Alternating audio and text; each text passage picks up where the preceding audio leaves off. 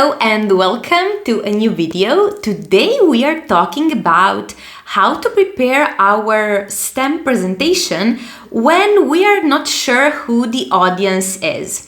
And this video is inspired by a question that I got in a recent webinar that I hosted.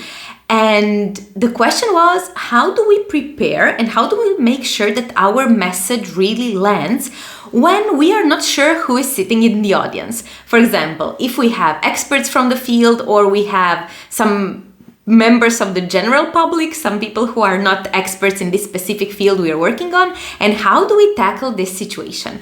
And I found this question very interesting because it's really not that simple to prepare when you don't know who your audience is. In general, my suggestion would always be, okay, think about your audience and structure your story and your data in a way that's relatable to them. But what should one do when we don't know who the audience is? So my suggestion in this case would be to really adapt your work and make sure that everyone could understand it.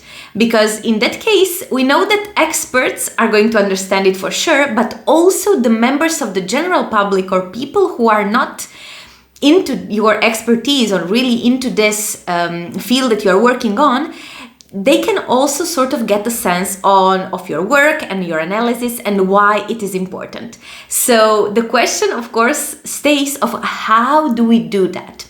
So one of the most important things that I would always highlight and recommend whenever we are discussing our data or our analysis or something complex in general, which is very common in the STEM field, it would be to make our work relatable. Because if you think about what makes a presentation or a talk or even a paper interesting, it's when people are able to relate to it. So in the case you are not sure who is sitting in your audience, I would always suggest to make sure that your data and your story is explained in a way that is relatable to the general public. This means that you can use analogies. This means that you can really stop and think for a second, what is the most relatable part of my analysis? How does my analysis and my work impact the general public? For example,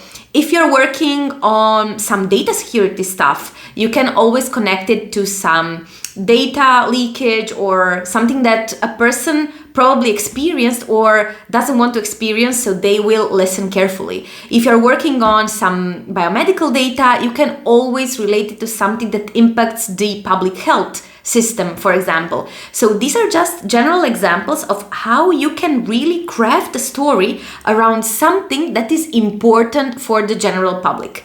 And then if you have experts who are also in the audience, experts who are from your specific field, they will always have space to ask questions in the Q&A session.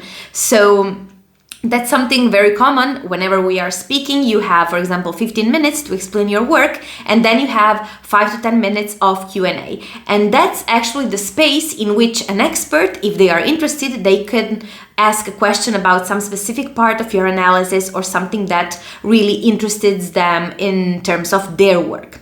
So now the part of how do I make sure that my data is relatable?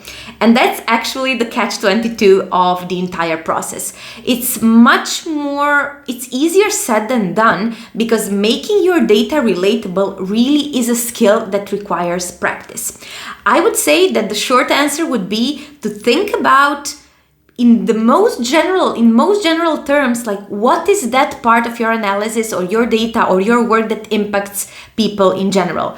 However, finding that isn't always easy. And of course, there is a difference between having the information and applying it. So if you feel that that's something that you would like to work on, or whenever you have to explain your work, you sort of feel stuck and you're like, where do I even start from? There is so much information here. I want to invite you to my coaching program in which we work exactly on that part. In other words, what we do is you bring your specific issue or your specific challenge in terms of communication, and we discuss it in individual sessions, and we really make sure that you apply all of the stuff that we learn, and in that way you can also make sure that it's much easier for you to present your work and express it in order for others to understand it. So if you're interested in something like that or would just like to know more, I will leave a link down below in the description in which you can schedule a completely free discovery call with me, in which we can discuss your specific challenges, what are the problems you're facing right now, what are your goals in terms of communication, and see if we are a good fit to work together. So thank you so much for listening to this video and watching, and see you next time. Thank you. Bye bye.